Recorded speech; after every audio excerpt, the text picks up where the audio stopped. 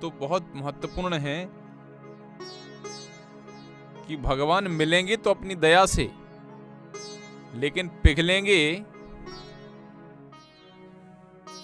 हमारे परिश्रम से। मिलेंगे अपनी दया से, लेकिन पिघलेंगे हमारे परिश्रम से। तो हमें प्रयास करना चाहिए पूरा परिश्रम का।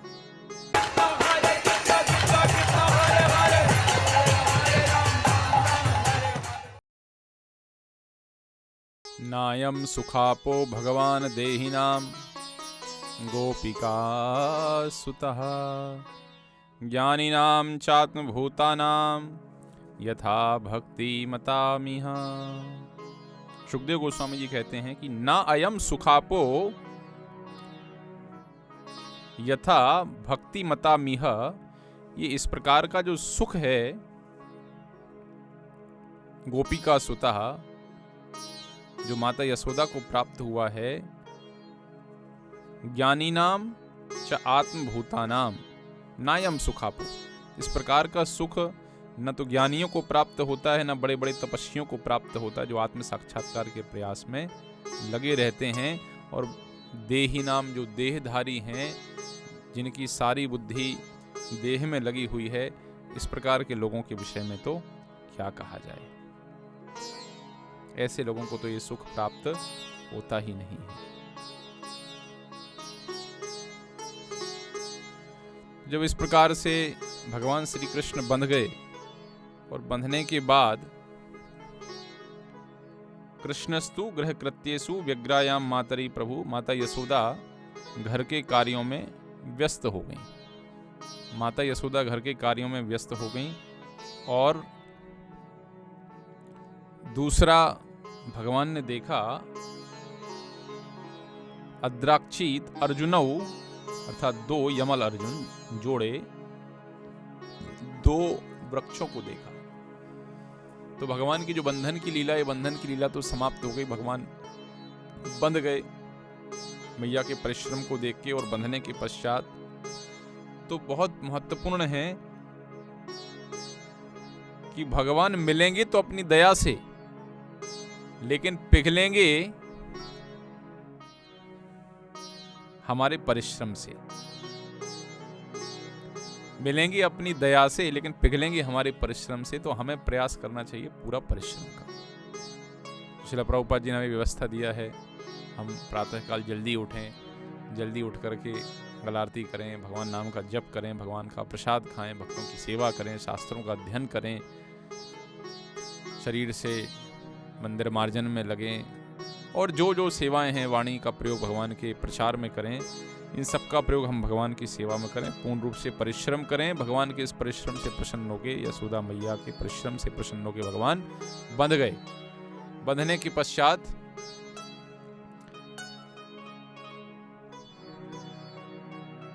अब जब यशोदा मैया ने बांध दिया, अपने अपने कार्य, अपने घर गृहस्थी के ढेर सारे काम होते, तो कार्यों करने के लिए यशोदा मैया निकल गई वहां से। तभी गृह कृत्येषु व्यग्रायाम मातरी प्रभु कृष्णसु अद्राक्षित अर्जुनौ, इन अर्जुन वृक्षों को देखा, जिन्हें यमलार्जुन कहा जाता है।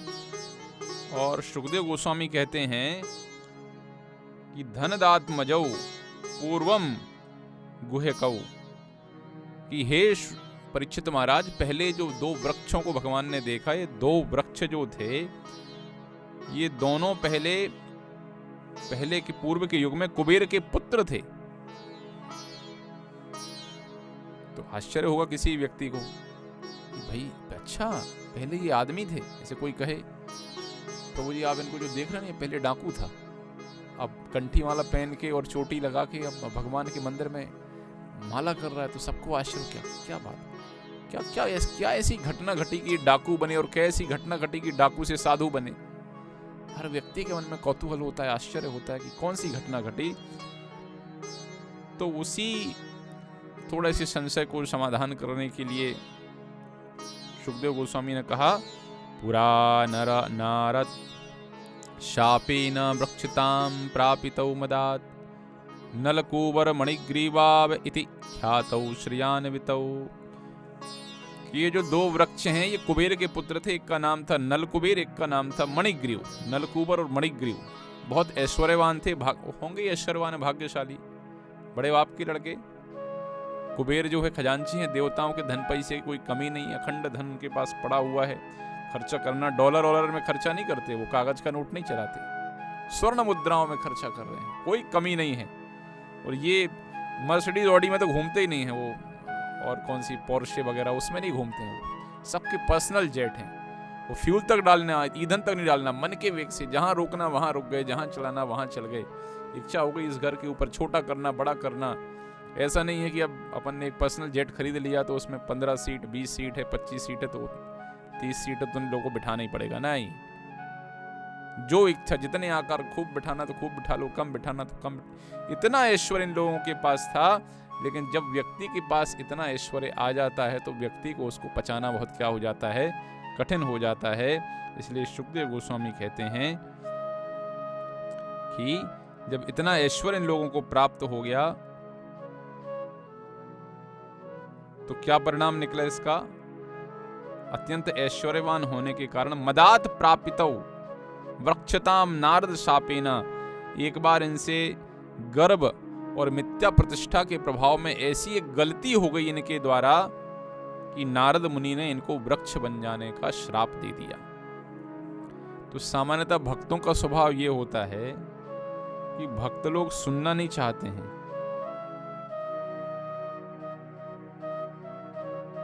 कि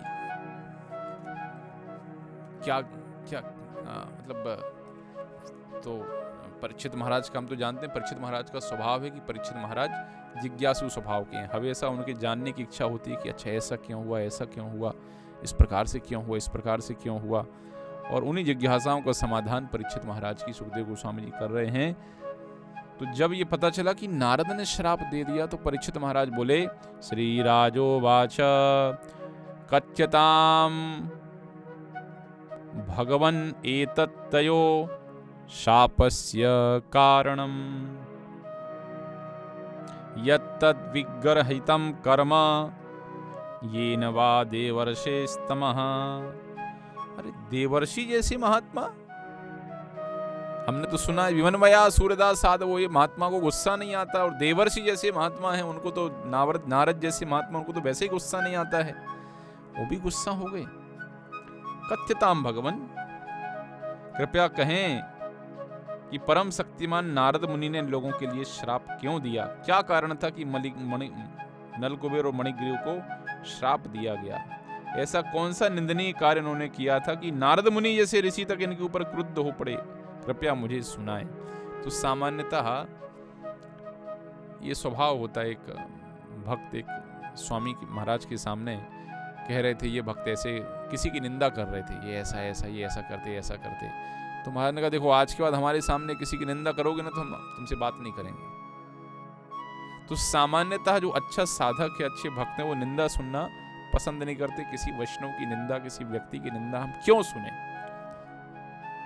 तो परीक्षित जैसे सिद्ध पुरुष वो क्यों कह रहे कि अच्छा अच्छा क्या हो गया सुखदेव गोस्वामी जी, क्या हो गया, तो जरा बताइए हमें, क्यों इनको श्राप दे दिया।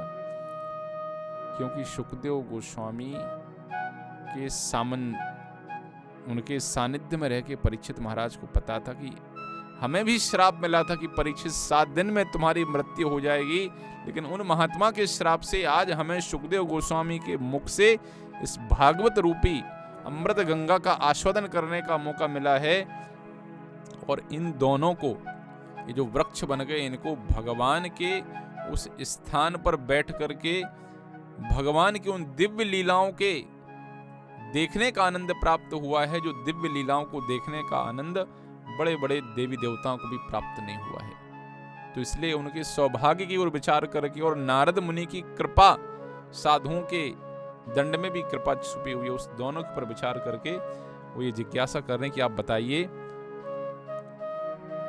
तो एक तो उनका स्वयं का अनुभव था कि श्राप से कभी कभी कितना लाभ हो जाता, दूसरा परीक्षित महाराज कृष्ण कथा के आस्वादन में डूबना चाहते हैं। उनको पता है ये प्रश्न पूछेंगे तो एक कृष्ण के एक नए स्वरूप का, कृष्ण की एक नई कृपा का प्रकाश हमारे गुरुदेव करेंगे। और इसलिए प्रश्न पूछा कि आप बताइए कि कौन सा इन्होंने पाप किया था, क्या निंदनीय कार्य किया था कि शापस्य कारणम, क्या कारण था इनके शाप का? श्री सुखदेव गोस्वामी कहते हैं, रुद्रस्यानुचरो भूत्वा सुदप्तो धनदात्मजौ कैलासोपवने रम्ये मंदाकिन्या मदोत्कटौ वारुणीं मदिरां पीत्वा मदाघूर्णितलोचनौ स्त्रीजनैरनुगायद्भिः शेरतो पुष्पिते वने। तो अब वर्णन कर रहे हैं सुखदेव गोस्वामी कि रुद्रस्य अनुचरौ भूत्वा, ये जो हैं ये भोले बाबा के अनुचर हैं, दो भक्त हैं, उनके पार्षद हैं। लेकिन हुआ क्या? सुदप्तौ, अपने पद और अपने सुंदर रूप से ये गर्वित हो गए। क्यों गर्वित हो गए? धनद आत्मजौ, क्योंकि कुबेर जो हैं धनद आत्मजौ, जो सबसे धनवान है देवताओं में, उनके ये पुत्र हैं। और धन का ये स्वभाव होता है, जब धन व्यक्ति के पास आता है, भौतिक संपदा व्यक्ति को प्राप्त होती है, स्वाभाविक रूप से बहुत कम लोग ही ऐसे होते हैं जो इस अहंकार की भावना से बच पाते हैं, अन्यथा व्यक्ति बहुत अहंकारी हो जाता है। धन का ये स्वभाव है। धन आने से व्यक्ति, दुष्परिणाम है धन आने के। तो रुद्रस्य अनुचरो, रुद्र के अनुचर थे। अच्छा, अनुचर होने का भी अर्थ है, नाम के भोले बाबा हमारे परम विरक्त चूड़ामणि, परम वैष्णव, और उनके अनुचर ऐसे वारुणी मधुराम पीत्रा, दारू पी के घूम रहे हैं। किस प्रकार के अनुचर हैं? कैलासोपवने रम्ये मंदाकिन्या मदोत्कटे, कैलासोपवने कि हर स्थान की पवित्रता होती। कैलाश के उपवन में, कैलाश के वन में ये घूम रहे हैं। भोले बाबा का निवास स्थान है कैलाश पर्वत, उसके वन में घूम रहे। लेकिन वारुणी मधुरा पीत्वा, तो हर स्थान। और क्या किया? मंदाकिन्या मदोत्कटौ, मंदाकिनी गंगा मैया के तट पर हैं, कैलाश पर्वत के वन में हैं, फिर भी काम क्या कर रहे हैं? वारुणी मदिराम पीत्वा। उस स्थान की पवित्रता का हमें विचार करना चाहिए। मंदिर में जाते हैं हम, आश्रमों में जाते हैं, तो वहाँ ये सब हम दुष्टता के कार्य ना करें। लेकिन आजकल एक बड़ी बात चल रही है, मानव अधिकार। मानव अधिकार, समझ में, ये मानव अधिकार है कि दानव अधिकार है?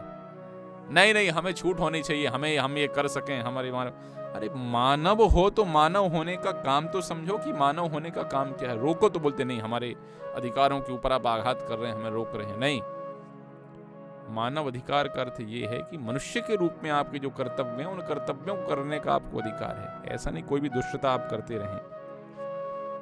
लोग भूल जाते हैं किस प्रकार से साधु के सामने व्यवहार करना चाहिए, क्या करना चाहिए, क्या नहीं करना चाहिए, किस स्थान पर।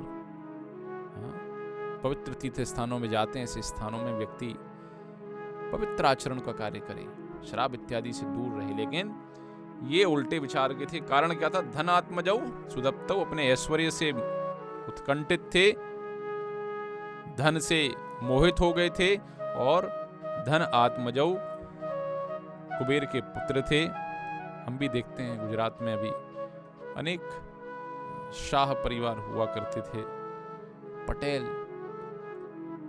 लेकिन बहुत पैसा आ गया आजकल, शराब पीने लगे, शराबी हो गए। मैं नहीं कह रहा हूँ सब इस प्रकार से, लेकिन अनेक प्रकार के चुप के पीते हैं अभी भी, लेकिन पीते हैं। क्या? धनात्मजौ, धन बढ़ गया है। धन का यदि सदुपयोग नहीं किया तो इनके जैसी स्थिति हो जाएगी। किसके जैसी? नल कुबेर और मणिग्रीव की जैसी स्थिति हो जाएगी। धन का उपयोग व्यक्ति दुरुपयोग करेगा। और स्वाभाविक है, जब व्यक्ति धन आता है ना व्यक्ति के पास, तो शराब, स्त्री और जुआ ये उसका पीछा करते हैं। चेतना उसकी भ्रष्ट हो जाती है, बुद्धि उसकी भ्रष्ट हो जाती है, धन पशु बन जाता है व्यक्ति। तो धन की 3 अवस्थाएं, दान, भोग और नाश। जब तक धन है उस धन का प्रयोग भगवान की सेवा में कर लेना चाहिए, अन्यथा भोग भोगेंगे, नरकगामी होंगे, और नाश तो पक्का है। कितने बड़े बड़े राजे महाराजे थे, आज कहाँ गए? किसके राजपाट कहाँ गए? कुछ खबर नहीं। तो जब तक धन व्यक्ति के पास, उस धन का सदुपयोग कर ले, उसको परमानेंट अकाउंट में डाल दे, और वो परमानेंट अकाउंट उस धन को भगवान की सेवा में लगा दे। भगवान की सेवा में लगाने से वो धन उसके परमानेंट अकाउंट में चला जाएगा। तो कुबेर के पुत्र थे, शिवजी के पार्षद होने का गौरव प्राप्त था, इसलिए बहुत गर्वित थे, और मंदाकिनी के तट पर कैलाश पर्वत से सटे हुए बाग में विचरण करने की इनको अनुमति थी। और इसका परिणाम क्या हुआ? वारुणी मदिरा पीत्वा, और इन्होंने मदिरा पी ली। कौन सी मदिरा? वारुणी मदिरा। वास्तव में ये वारुणी मदिरा जो है वो समुद्र मंथन के समय पैदा हुई थी वरुण देव के माध्यम से। असुरों ने इस वारुणी मदिरा को ग्रहण किया। और जब कोई इस मदिरा का सेवन करता है तो आसुरी भाव उसके बढ़ जाते हैं, काम, क्रोध, ये सब बढ़ जाते हैं उसके। और आप वारुणी मदिरा छोड़ दो, सामान्य मदिरा पी लो, कामातुर हो जाता है व्यक्ति, क्रोधी हो जाता है, मर्डर, जितने अपराध होते हैं व्यक्ति शराब पी के करता है, बाद में पछताता है। फिर भी इस मदिरा को छोड़ने के लिए तैयार नहीं। और दुर्भाग्य की बातें तो ये हैं कि सरकार नई नई शराब नीतियां लाके होम डिलीवरी करवा रही है। विचार तो ये करने का है कि ये हमारे शुभचिंतक हैं कि हमारे सबसे बड़े दुश्मन हैं हमारे ये। निश्चित रूप से कुछ लोग रहेंगे इस प्रकार के व्यभिचारी जो शराब का सेवन करेंगे, इसलिए एक व्यवस्था है कि वो समाज में वो चीज़ें ना आए। कहीं शहर से दूर, जंगल में, गांव शहर से दूर एक व्यवस्था है कि वहां जाएं और पी लें। माताओं के ऊपर इतना अत्याचार हो रहा शराब के कारण। घर की धन संपत्ति जा रही शराब के कारण। कोई कहे हमारे पास तो बहुत हैं पैसे, यदि हम 5,000 की एक बोतल पी लें। एक भक्त बोले, बता रहे थे कि ये 5 लाख की बोतल है एक। तो दूसरे भक्त बोले पक्का कम से कम मिलियंस ऑफ ईयर से सड़ाया जा रहा होगा इसलिए 5 लाख की है ये बोतल। जितनी ज्यादा सड़ी हुई, जितने दिनों से रखी हुई, उतनी महंगी शराब की बोतल। इसलिए श्री प्रभुपाद जी ने अपनी इस संस्था में अपने भक्तों को, अपने शिष्यों को इस बात के लिए बहुत प्रेरित किया कि स्त्री, शराब और जुआ, इन 3 कार्यों से दूर रहें। लेकिन इस शराब की लत ऐसी है कि व्यक्ति को छोड़ती नहीं है और उसका इतना नुकसान करवा देती है कि बहुत जीवन उसका कष्ट में पड़ जाता है। सामाजिक स्थिति उसकी कोई शराबी व्यक्ति है ये। लेकिन मुझे पता है, मेरी इस बात को सुन के बहुत सारे आधुनिक सोच वाले, मानव अधिकार वाले लोग बोलेंगे क्यों शराब हम क्यों नहीं पी सकते, क्यों हमारे शराब पीने के ऊपर रोक लगा रहे हो। शराब तुम्हें नहीं पी रही, तुम शराब को नहीं पी रहे, शराब तुम्हें पी रही है। 25 लाख रुपए से ज़्यादा लगते मैंने सुना है कि लीवर के ट्रांसप्लांटेशन में। मिलेगा कि नहीं मिलेगा, क्या होगा भगवान जाने। तो ये पागल व्यक्ति की निशानी है कि, और दुर्भाग्य की बात यह कि आज की हमारी जो युवा पीढ़ी है, शौक में हम शुरू तो कर देते हैं, एक गिलास से शुरू करते हैं शौकिया तौर पर, और बाद में स्थिति ऐसी हो जाती है कि वो ना मिले तो अपने को लगता है कि कुछ हमसे छूटा जा रहा है, कुछ हमसे टूटा जा रहा है। तो इसीलिए विशेष रूप से जो युवा पीढ़ी के यहाँ श्रोता बैठे हुए हैं, उनसे विशेष रूप से कहना है कि शराब से दूर रहें, कोसों दूर शराब से अपना नाता न रखें। बहुत दुष्ट है ये शराब। भले लेखकों ने कितने गाने लिखे हुए शराब के ऊपर, लेकिन अपने को शराब से दूर ही रहना है। कैसे दूर रहेंगे? कितने सारे घटनाएं सुनने मिलती हैं, परिवारों में कलह मची हुई, क्यों? क्योंकि पति शराब पीता है। और आज तो बड़े दुर्भाग्य की बात है कि आजकल स्त्रियां भी शराब पीने लगी हैं। आश्चर्य होता है ये सुन करके। पश्चिमी संस्कृति का ऐसा प्रभाव। वारुणी मदिराम पीत्वा, वारुणी मदिरा पी ली और मद घूर्णित लोचनऊ, दोनों आंखें घूम रही हैं, गोल गोल गोल गोल आंखें घूम रही हैं शराब पी करके। और स्त्री अब शराब पी ली है, आंखें घूम रही हैं, और क्या किया? चूंकि देवलोक में हैं इसलिए स्त्रियां सुलभ हैं। देवलोक की स्त्रियों के साथ गाना गा रहे हैं और उन्हें बाग में लेके घूमे। से मूवीज में होता है ना, फिल्मों में, यहाँ थोड़ा गाना, थोड़ा इस बाग में गाना, थोड़ा पहाड़ के ऊपर गाना। कितना मूर्ख बनाते हैं। ऐसा कभी हो सकता है? एक सूट पहाड़ के ऊपर, दूसरा सूट घोड़े के ऊपर, तीसरा गाय के ऊपर, तीसरा हाथी के ऊपर, गाय के ऊपर तो नहीं बैठते हैं, घोड़े के ऊपर, तीसरा हेलीकॉप्टर में चल रहा है, चौथा जहाज में चल रहा है। क्या मूर्खता है भाई। व्यक्ति को लगता है हम भी अपनी गर्लफ्रेंड के साथ ऐसे ही गाना गाएंगे, ऐसे घूमेंगे। कभी नहीं होगा ये संभव। चलाओगे गाड़ी और आ जाएगा सिग्नल, रुकना पड़ जाएगा तुमको, आगे जाके टायर पंचर हो जाएगा, फिर ढूंढना, गाड़ी हाथ में लेके जाना पड़ेगा कहाँ है पंचर की दुकान। इस प्रकार से व्यक्ति के मन में कल्पना भर दी जाती है कि ये कार्य तुम करोगे तो तुम्हारे जीवन में इस प्रकार का सुख हो जाएगा, लेकिन वास्तविकता से ऐसा प्राप्त होता नहीं है। लेकिन मदांधौ, जो अंधे हैं, सच्चाई को देख नहीं पाते हैं। इसलिए ये जो हमारे चारों ओर जो एक अज्ञान का जाल बना दिया गया है, और धन की प्राप्ति से ये जो जाल है, ये जाल और प्रबल होता जाता है। जाल से हमें निकलने का प्रयास करना है। कामस्तस्ते हृतज्ञाना प्रपद्यन्ते अन्य देवता। भौतिक सुख सुविधाएं व्यक्ति को अंधा बना देती हैं। और क्या किया इन्होंने? अंतः प्रविश्य गंगायाम भोजवनराजिनी। और ये गंगा में प्रवेश कर गए। अंतः प्रविश्य गंगायाम, पहले किनारे पे डोलते भागते बगीचे में घूमे, और फिर चड्डी वड्डी पहन के जो भी है, यहाँ तो ऐसा लगा नग्नावस्था में प्रवेश कर गए। तो गंगा मैया में नहाने के कुछ नियम हैं। गंगा के तट पर किस प्रकार, गंगा की अपनी महिमा है, उस महिमा को भूल करके अंतः प्रविश्य गंगायाम, गंगा के जल में प्रवेश कर गए। और सुखदेव गोस्वामी कहते हैं उसी प्रकार से ये क्रीड़ा कर रहे हैं जैसे दो हाथी हथनियों के साथ क्रीड़ा करते हैं। आज सुखदेव गोस्वामी को भी लग रहा है, ये बता के गुस्सा आ रहा है कि तुम लोग दुष्ट शिवजी के अनुचर होके ऐसी दुष्टता कर रहे हो, इसलिए देवताओं को हाथी बना दिया सुखदेव गोस्वामी ने। चिकीर्णतु, क्रीड़ा कर रहे हैं कैसे? करेड़ु भी गजऊ, जैसे कि दो हाथी हथनियों के साथ क्रीड़ा कर रहे हैं। तो देखो, आदमी जाता है गंगा मैया में स्नान करने के लिए, लेकिन वास्तव में ये व्यक्ति की चेतना के ऊपर निर्भर करता है कि उसकी चेतना भौतिक है कि आध्यात्मिक है। उसी मंदिर में व्यक्ति जाता है और कहता है, अच्छा ये कृष्ण का जो प्रतिमा है ये कहाँ का मार्बल है? जयपुर का मार्बल है कि सलेमाबाद का है? भगवान के रूप का दर्शन नहीं कर पा रहा है, भगवान की सुंदरता का दर्शन नहीं कर पा रहा है। उसको क्या दिख रहा है? मार्बल। और उसी विग्रह को देख करके भक्तों के हृदय प्रेम से भर जाते हैं, आंखों से अश्रु वही विग्रह। तो एक देख रहे हैं मायामय है ये रूप, दूसरा देख रहा है संगमरमर का बना है जयपुर का कि सलेमाबाद का, और तीसरा भगवान के उसी रूप को देख के हृदय में आनंद का अनुभव कर रहे हैं। ये है तो किस प्रकार की हमारी चेतना, इसलिए कहते हैं कृष्ण कॉन्शियसनेस इज इंपॉर्टेंट।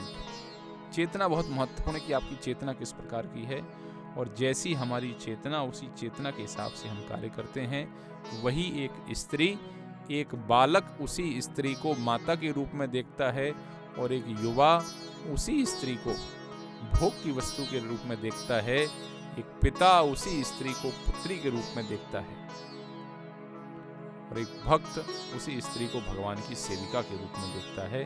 तो सारा का सारा खेल क्या है? चेतना का। इसलिए प्रभुपाद जी ने इस आंदोलन का नाम दिया कृष्ण कॉन्शियसनेस। चेतना हमें कृष्णमय करनी है, सिया राममय सब जग जानी। दृष्टि इस प्रकार की व्यापक करनी है कि कृष्ण से अभिन्न कुछ नहीं है। और ये भक्तों का स्वभाव है, जहाँ देखते हैं वहाँ हर वस्तु के पीछे ये वस्तु को मैं कैसे कृष्ण की खूब सुंदर फल देख लिए दुकान में, अरे चलो इस फल को ले चलते हैं श्याम सुंदर जी को भोग लगाएंगे। कहीं दर्पण देखा, चलो ले चलते हैं भगवान को इसमें मुख दिखाएंगे।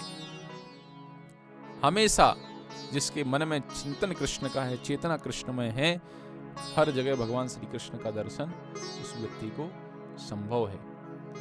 लेकिन इनकी चेतना तो शिवजी के पवित्र स्थान में रह के और गंगा मैया के तट और गंगा में प्रवेश करके इनकी चेतना भौतिक होने के कारण अभी भी भोग की इच्छा इनकी प्रबल बनी हुई है। तो भौतिक चेतना है तो ये मैं करूं तो क्या मिलेगा, और आध्यात्मिक चेतना है मैं कैसे कृष्ण को प्रसन्न करूं, कैसे भगवान को प्रसन्न करूं। हाथियों के समान उन स्त्रियों के साथ क्रीड़ा कर रहे हैं। और जब क्रीड़ा कर रहे थे तो मर्यादा का तो उल्लंघन कर रहे हैं, गंगा मैया में बिना वस्त्र के स्नान कर रहे हैं, शराब पी के आंखें घूम रही हैं, स्त्रियों के साथ घूम रहे हैं। तो जब कोई व्यक्ति गड़बड़ी करता है तो दंड तो उसको दिया जाता है, और दंड देने की जिम्मेदारी भगवान ने अपने भक्तों को सौंपी है। तो जब इस प्रकार की ये कार्य कर रहे थे, उसी समय वहां पर अपश्यत नारदो देवौ क्षीबाणौ समुद्यत। उसी समय वहां पर नारद मुनि का आगमन होता है। हरे कृष्ण।